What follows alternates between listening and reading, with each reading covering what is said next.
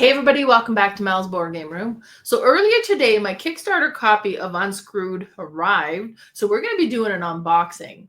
If you've watched my channel, you might have come across, we've done a couple of playthrough of this game with its prototype copy last year and at FallCon live playthrough last year as well.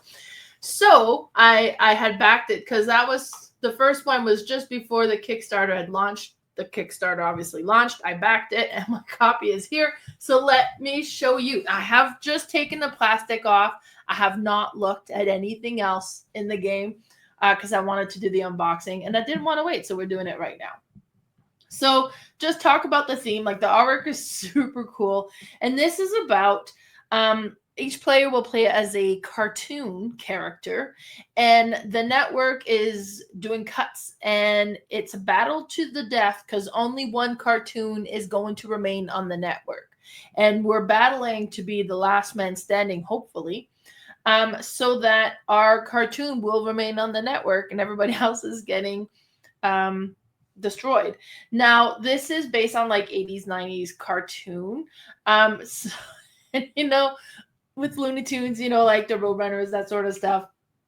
It gets quite violent, but in a very funny, comical, cartoony way.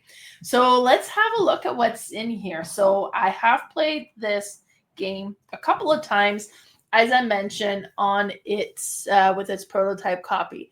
So in the inside of the lid, we have the artwork of all the cartoon characters kind of looking down into the hole, and basically we're in the hole. So I had talked with the designer. He was telling me about wanting to put the artwork inside like this, and it does look so good. So we've got this. All right, so we have the rule book.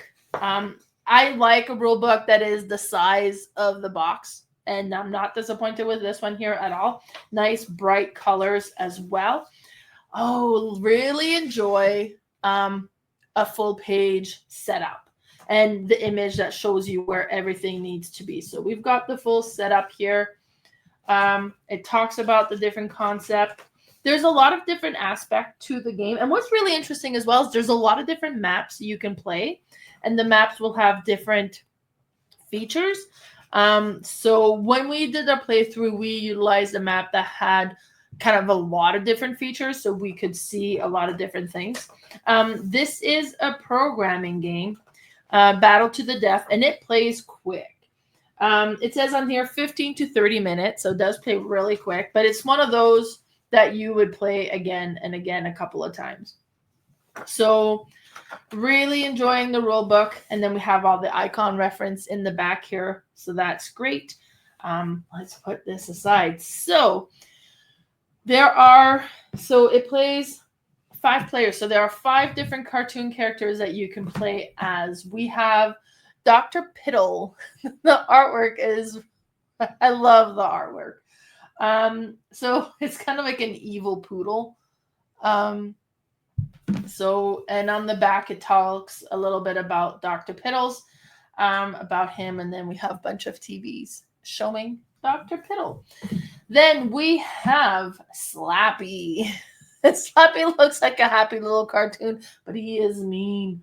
I didn't play as Slappy, but Slappy would select a friend, and he keeps attacking that friend. And unfortunately, when I played, I was that friend. This is a character I had played with, Mosquito. He is a mosquito that has had a rough life. And then we have him here, Mosquito. It's a buzz off.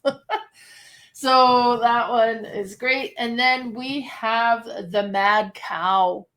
I like the colors of this one. We have like the barn, the hay, bales on fire. And we have the Mad Cow. It says quack. All right. And then the final character we have is Freddy Freighter. So he's like a closet monster, looks like. And then he looks more afraid than he looks scary. That's cute. So this is the 5th character. Now, one other thing too. As I mentioned, this is a programming game, so you're going to be selecting which direction you want to move each round. And these are really great because you will be putting these on the side of the board so you can really easily see where the directions are. So you don't have to try to figure out where north is from here. Just put these out and it'll show. North is that way. So this is a great reminder. By the way, these punched out really nice. It's nice, thick cardboard. I'm pretty impressed so far. And then we have this one. So these are every round, after every round, we're going to be adding this to the board because the board is shrinking. And if you get caught by this, you would be eliminated. So we have crocodiles in a river here, and you have bloody barbed wire on the other side. So they're all double-sided. You would just kind of pick which side you want to put down. Toaster.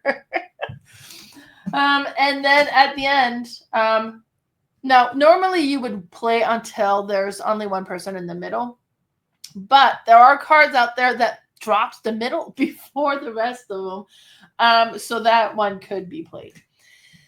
Then over here we have dibs, which is our first player marker. So basically, first player, whoever dibs it first. And then we have Slappy's friend. So that's just to indicate who Slappy's friend is, because Slappy gets some special movement if he moved towards his friend. I don't remember what this is. It looks like poop. I don't know if you can see that here, but it's like a little poop. Maybe. Then we have, these are blood splatter. And blood splatter is slippery, so if you land on a blood splatter, you would keep sliding through, which is this, these ones are black holes. I know when we played, one of the characters was leaving black hole behind, and that's another thing that's going to be happening in the game. Then we have the game boards, and there's, like I said, the replayability on this one is great. So you have the frog here. He's going to spit out bombs. We have some oil splatter already on here. You have a wall. You can't move through a wall. This, I'm assuming, is if you walk on it, it would leave a black hole because it looks like it's crumbling dirt. But the map I played didn't have this one. And then on this side, you'll notice we have more things. So bigger wall, more bomb. The fan, at the end of the round, the fan will either push you away or suck you in. And if you ever land on a fan, you die, and it leaves a trail of blood on the direction of the fan. So that's hilarious. And then we have our second map here. So with the X marks the spot, an anvil is going to land there. Again, this is not one that I had played with.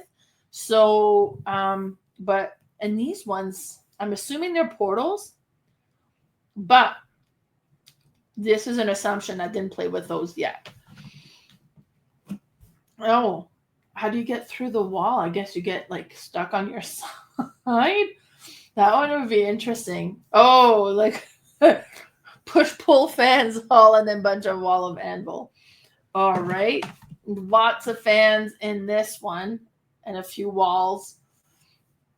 Oh, look at the fans just kind of push sideways on this. All right.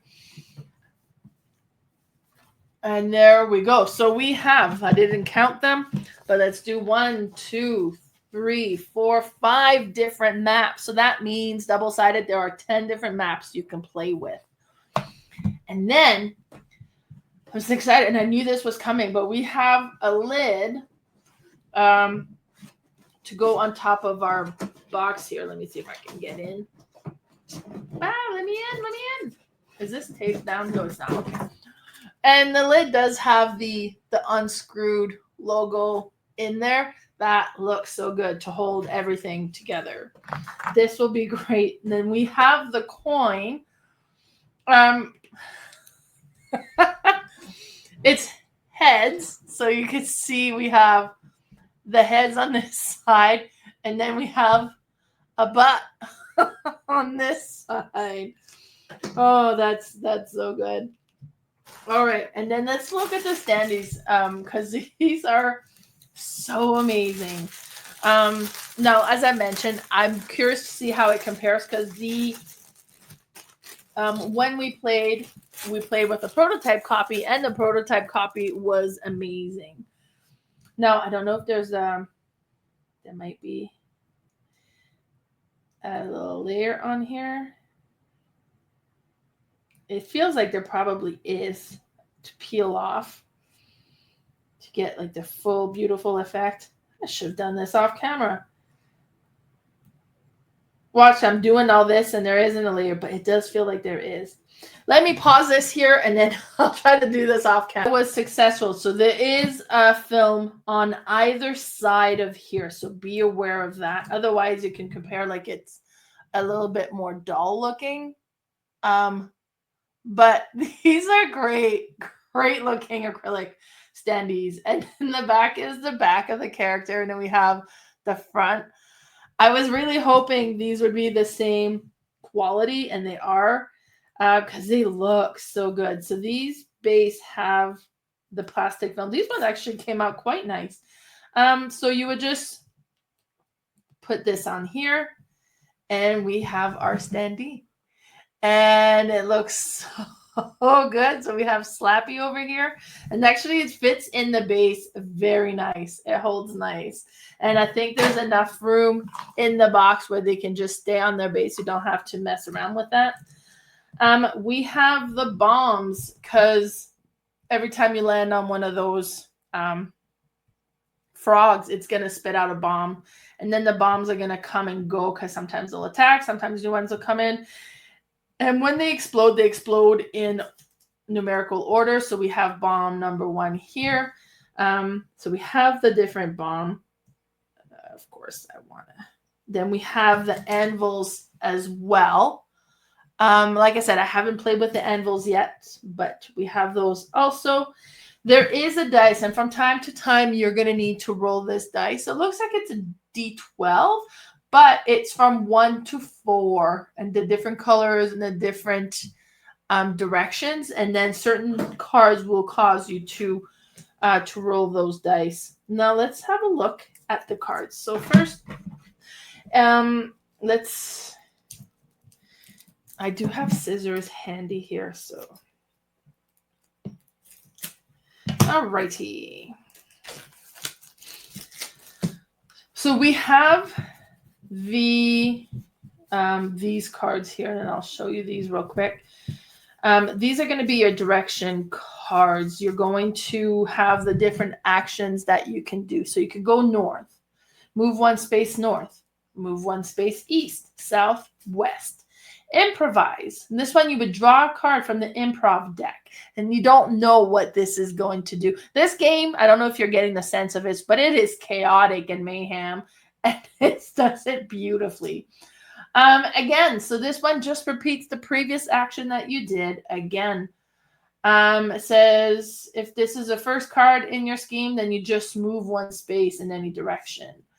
And then so everybody would have a set of these. You would select the 3 cards for your round, and then you kind of activate 1 card each and then do those movements.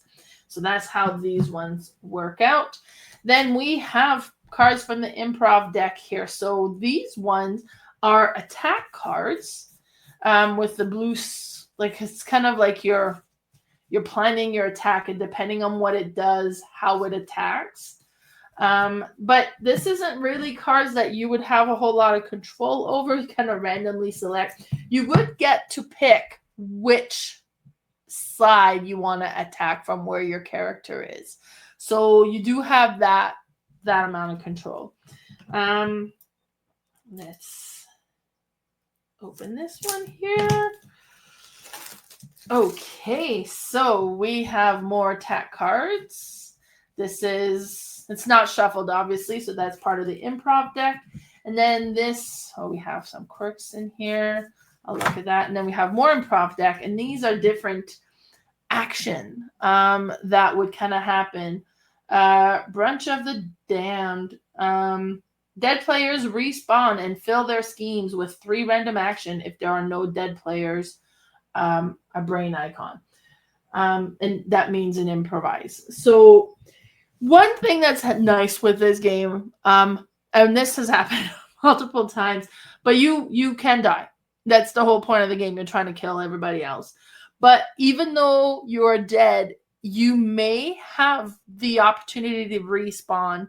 And that will happen is if it comes to your turn and you're dead, then you respawn back onto the board. Or some of the cards like this will allow you to respawn. So, and like the artwork is so funny and entertaining to watch. So we have these for part of the improv deck. We have some quirks here. Astral Projection, Blast Guzzler. We have Bomb Droppers, Brain. Look at the arc of this one. Oh my god. So you have different quirks that may come into play. I think it's kind of depending on what cards you come about. And let's open this last one here. Alrighty, so let's see what's in this one. So I don't remember what these cards is. Master Plan. This permanently takes the place of an action in your scheme. Okay, so it's interesting. Then we have more quirks.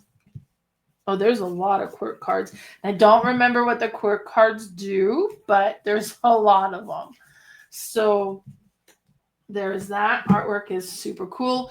And then we have the player aid. So this talks about the phase of a round. So it tells you all what you do. And then you have part of the icon legend here. There is more icon on the back of the rule book from what I understand, but these ones are the ones you will come across more often. So each character have their own player aid here. And then we have like a special ability. Some will have like, you have golden rewards. So if you complete your goal, which for Freddy Freddy is have no players adjacent to you when the aftermath ends. And if that's the case, then you would flip this card and you get to do this this action. And everybody has one thing. So you would all have a goal that you want to do. And if you complete it, then you get the benefit of the other card for the next round. And then just more FAQs for each character and their specific gimmick of what they can do.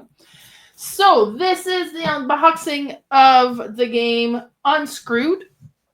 As I mentioned, I've played this game a couple of times. It is chaotic mayhem, which a lot of programming games can be, but this one plays so quick, 15 to 30 minutes. It was a blast to play. We had a lot of fun. Both times I played it, we played like top player. I think 5 players first time and 4 players the second time. So it plays well at a higher player count.